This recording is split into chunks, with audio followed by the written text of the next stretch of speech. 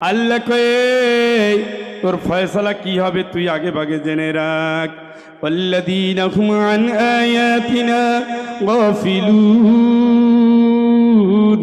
হালাল হারাম বাছো নাই, ন্যায় অন্যায় বুঝো নাই, সত্য মিথ্যা যাচাই করো নাই, আলো আর অন্ধকারকে তুমি পথ চেনো নাই। আল্লাহু ওয়ালিয়ুল্লাযীনা আমানু ইউখরিজুহুম মিনাল যুলুমাতি ইলান নূর।